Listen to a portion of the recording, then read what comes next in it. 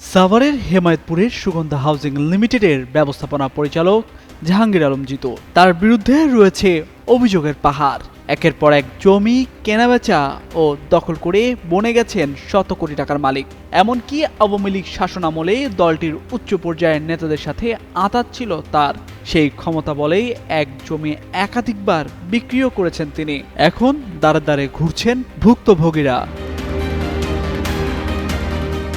1997 সালে এই হাউজিং এর তৎকালীন মালিক হাজী মোহাম্মদ আলম চানের কাছ থেকে 8.8% জমি কিনেন ভুক্তভোগী মোস্তফা কামাল। তবে বাগড়া বাঁধে মোহাম্মদ আলমের ছেলে জিতু হাউজিং প্রতিষ্ঠানের এমডি হওয়ার পর।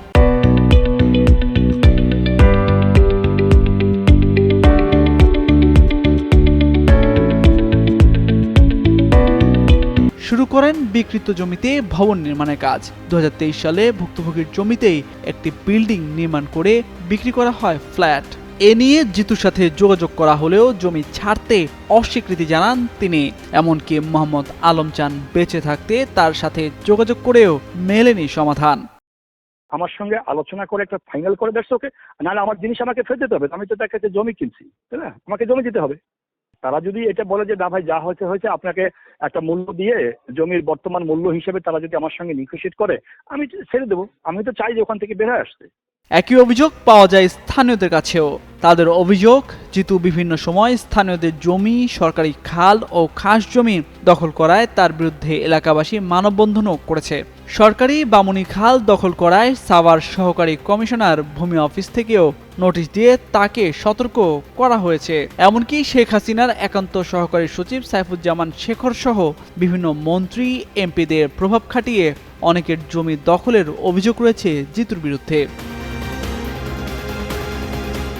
এ বিষয়ে জানতে জাহাঙ্গীর আলম জিতুর সাথে একাধিকবার যোগাযোগের চেষ্টা করা হলেও তার ফোন নম্বর বন্ধ পাওয়া যায়। পরে এ নিয়ে কথা হয় জিতুর মা ও সুগন্ধা হাউজিং লিমিটেডের চেয়ারম্যান মজিজা বেগমের সাথে। তার দাবি, এই সমস্যা সমাধানে একাধিকবার বসা হয়েছে। এছাড়া বর্তমানে তিনি কিছুটা অসুস্থ। সুস্থ হলেই বিষয়টি সুরাহার আশ্বাস দেন তিনি। আমার শরীরের অবস্থা ভালো না, আমি শরীরটা একটু ভালো হলে আমরা ডাক দিব। আরো বিভিন্ন জায়গা দেখাইতে হবে, নিল না। তারপরে আবার নোটিশও দিচ্ছি আমি নোটিশও দিচ্ছি আজ হিসাবে। উনি ভাই বইটা আমি মানি, তাই বলে উনি বই কোক আমারে। তবে ভুক্তভোগীর অভিযোগ, 2.5-3 কোটি টাকার বাজার মূল্যের জমিটি 70 থেকে 80 লাখ টাকা দিয়ে দফারফা করতে চায় দখলকারী জিতু ও তার মা।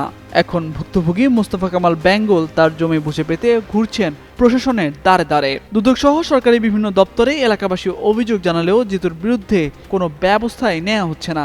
যে কোনো মূল্যে দখল হওয়া জমি বুঝে পেতে এবং ন্যায্য বিচারের দাবি ভুক্তভোগীদের। তামজিদ মির্জা, যুগান্তর নিউজ।